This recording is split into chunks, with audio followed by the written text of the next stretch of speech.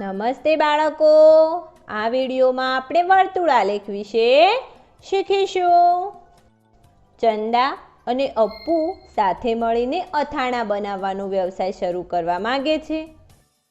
ચંદા, મને લાગે છે કે આપણે પહેલા એ શોધવું જોઈએ કે લોકોને કયા અથાણા ગમે છે. હા અપ્પુ, ચાલો આપણે ગામ લોકોને પૂછીને આની માહિતી મેળવીએ. હું એક કાગળ પર કેટલાક અથાણાના નામ લખી લઉં. પછી જેટલા લોકોને આ અથાણું પસંદ હોય તેની સંખ્યા આપણે આ કોષ્ટકમાં લખીશું. ચંદા અને અપ્પુ ઘરે ઘરે જઈને લોકોને કયા અથાણા ગમે છે તે પૂછવા લાગ્યા. દિવસના અંત સુધીમાં તેમણે 100 લોકોને તેની પસંદગી પૂછીને તેમનું કોષ્ટક પૂરું કર્યું અને ચંદાના ઘરે પાછા ફર્યા. અપ્પુ, હું આખો દિવસ ગામમાં ફરી ફરીને કંટાળી ગઈ છું અને હવે આટલા બધા આંકડા જોયા પછી મને કાંઈ સમજાતું નથી. શું કોઈ એવી રીત છે કે આપણે બધી માહિતી એક જ નજરમાં સમજી શકીએ? હા ચંદા, આપણે વર્તુળાલેખનો ઉપયોગ કરીને આ માહિતી બતાવી શકીએ છીએ. અરે અપ્પુ, મને પહેલેથી જ ખૂબ ભૂખ લાગી છે અને હવે તમે આ વર્તુળાલેખનું નામ લઈને મારી ભૂખ વધારી રહ્યા છો. આ વર્તુળાલેખ શું છે? હા હા હા હા, વર્તુળાલેખ દ્વારા આપણે માહિતીને સરળ રીતે એક વર્તુળ બનાવીને બતાવી શકીએ છીએ. ચાલ, હું તને તે બનાવતા શીખવાડી દઉં. જો આપણે કુલ 100 લોકોની માહિતી મેળવી છે.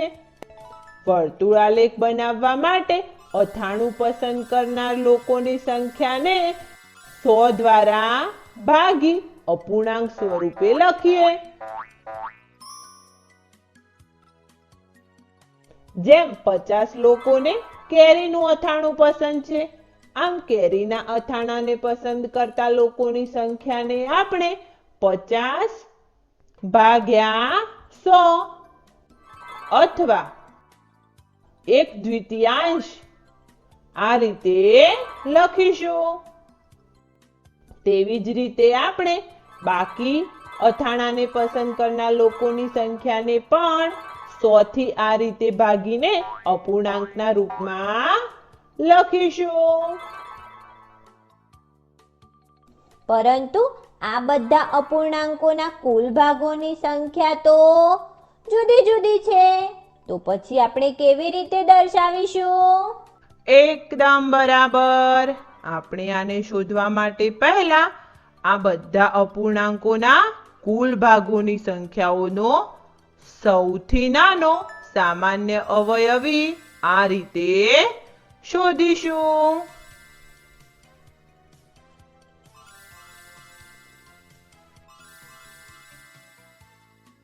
આમ આ રીતે 20 આ બધા અપૂર્ણાંકોના કુલ ભાગોની સંખ્યાઓનો સૌથી નાનો સામાન્ય અવયવી છે.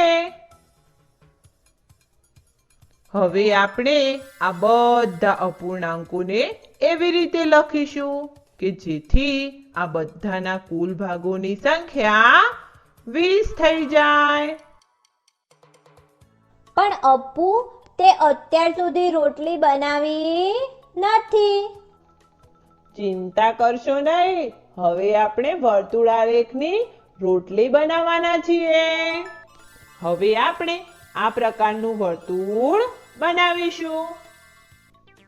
પછી આપણે આ વર્તુળને 20 જેટલા ભાગોમાં વહેંચીશું અને છેલ્લે આપણે આ અપૂર્ણાંકોને વર્તુળાલેખના તેટલા ભાગોમાં રંગ કરીશું અને આ વર્તુળમાં બતાવીશું. આ બની ગયો આપણો વર્તુળાલેખ. અરે વાહ અપ્પુ, હવે આપણે આ ભાગો જોઈને સરળતાથી શોધી શકીએ કે મોટા ભાગના લોકોને કેરીનું અથાણું ગમે છે. કારણ કે વર્તુળાલેખનો સૌથી મોટો ભાગ કેરીનું અથાણું પસંદ કરનારા લોકોની સંખ્યાનો છે અને આ સૌથી નાનો ભાગ મરચાંનું અથાણું પસંદ કરનાર લોકોની સંખ્યાનો છે. તેથી મરચાંનું અથાણું સૌથી ઓછા લોકોને પસંદ છે. અરે જુઓ અપ્પુ, આમળા અને ગાજરના અથાણાનો ભાગ એકદમ સરખો દેખાઈ રહ્યો છે. એનો મતલબ આ બંને અથાણા સરખા લોકોને પસંદ છે. એકદમ બરાબર ચંદા. આપણે પહેલા કેરીનું અથાણું વેચવાનું શરૂ કરવું પડશે. ચાલો હવે કંઈક ખાઈએ, મને પણ ખૂબ ભૂખ લાગી છે. અપ્પુ અને ચંદા હવે સાચી રોટલી ખાવા ગયા. બાળકો, આ વિડીયોમાં આપણે વર્તુળાલેખ વિશે શીખ્યા. આગળના વિડીયોમાં આપણે તેના વિશે કેટલાક વધુ રસપ્રદ ઉદાહરણો શીખીશું.